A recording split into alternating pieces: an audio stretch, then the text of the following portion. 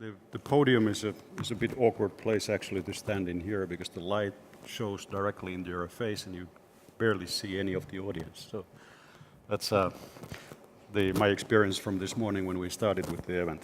But otherwise, I have heard many good comments about the event, and I'm very happy to continue the discussions here. And the issue that we are currently discussing about crossing the chasm, about the diffusion, the adoption, and what are the different mechanisms that you actually can have in the market to, when you think of the European market and when you think about future Internet PPP, what it is that we in practice need to do in order to push whatever we have created, the technology outcome as laid out today, to the market.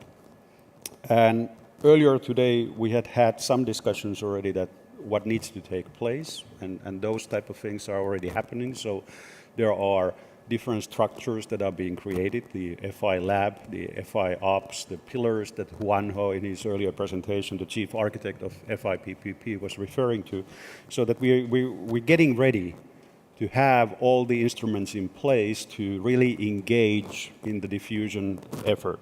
Adoption is a different thing. Adoption among the SMEs, and especially when thinking about how do we attract the SMEs to start experimenting, to start developing on top of the FI-PPP technologies, remains and will be in the coming months and hopefully in the coming years as well a task that we need to improve and elaborate, and we have to do trial and errors most likely on that field as well. When John was referring to Jeffrey Moore, I met him at the time when Nokia was still the leading company in mobile telecommunications. And he came over, gave a presentation, and it was very pertinent presentation at that time because we were already starting to see new competitors entering the market. We were trying to actually analyze and identify new companies to invest in, to really bring new sources of growth, to be new ideas to the table. And we, very similar to what John was saying, we wish that we had actually read that book already before these things started to happen around us. The thing is that obviously the crossing the chasm and the ecosystem thinking, all that comes from biology and the thing that where the strong will survive and so forth. But like the previous presenter was referring to, there are issues that you can play an active role as a company. There are issues that the regulators, that for instance the policymakers can have an active role. And there's plenty of things where you need to interact together. And this is one of the things that from the very start, when you think about the future Internet PPP, we started to address. So that we would not only be a community of engineers in lab coats thinking about that what is the right type of a solution, and then only at some point to think about that who is going to market that solution or that technology to someone. Which is usually, and I'm not talking only about the EU environment, in many companies, that's one of the key problems. As was saying, the large companies, the larger the company, the more money you actually spend on R&D. Actually, I have seen that the harder it gets to get that new innovation from the laboratory into the mainstream business. It becomes a kind of an organizational trap in that sense that it's not easy even to sell your own idea within your own company in order to make that a sellable product as such. In our case, in the FI-PPP world, we started thinking about the right type of mechanisms that you would need to have in place to help the diffusion. We already today discussed that the policy environment, we need a feedback loop in order to hear about the challenges and hear about the motives and what are the pain points for the SMEs, the key pain points, especially when they try to adapt the FI-PPP technology, and how we are able to remedy the situation in a way that it becomes easier for them to start using those. And it will be constant work. It will be something that we need to do on the fly. We need to be flexible. We need to be very, very fast in those actions. So there are things that we can do in short term. There are things that we will be doing more in a medium and a long term. And I do see that there is a good chance of success.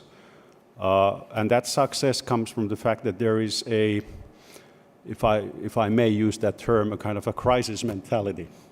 And that crisis mentality is pervasive, whether you talk about the ICT industry as a whole, or you talk about the EU policymakers and especially the key politicians.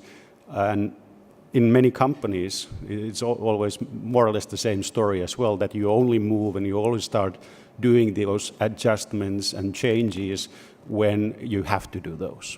And in that case, when you think about Europe, our ICT industry, our competitiveness in the global market, we have to do those changes now. And we're starting in many different streams, and one of those streams now is the FI-PPP.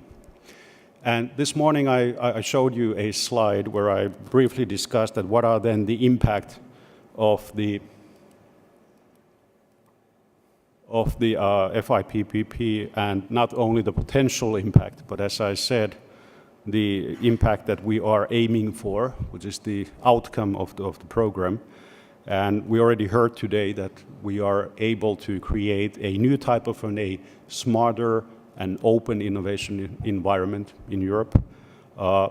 We heard several times today throughout the different sessions that we need to get beyond the language barrier. We need to be able to get rid of the unnecessary jargon on ICT in order to make that easy enough and simple enough message for the SMEs, especially the further we move along from the ICT industries. When we move into the SMEs, like in the agricultural business or tourism or whatever, we have to be able to clarify to them why it makes sense to them to digitalize their businesses and what are the benefits of those type of actions. We already referred earlier on today also that there are unique European assets that we have at our disposal to doing this. And those assets, some of them were mentioned today. There are technology competencies, there are different skills that European workforces have, and there are sectors where Europe is still leading. So what do you think about education or ACE, as it was mentioned today, as one of those areas that we can identify and target. I think the last one is something that I will elaborate with the time that I still have left. And when you think about the success story of certain countries, and I take Germany as an example, and outside of Europe, Japan, when you think about how the economies of those countries have been constructed, we very often hear about the big companies. We hear about the large enterprises and their successes and failures. We don't hear that much about the small and medium-sized companies that actually consist the majority of the economic activity in those nations. So the Commission has asked us to address the SMEs for the benefit of creating new jobs, because they will be creating most of the new jobs in Europe as well.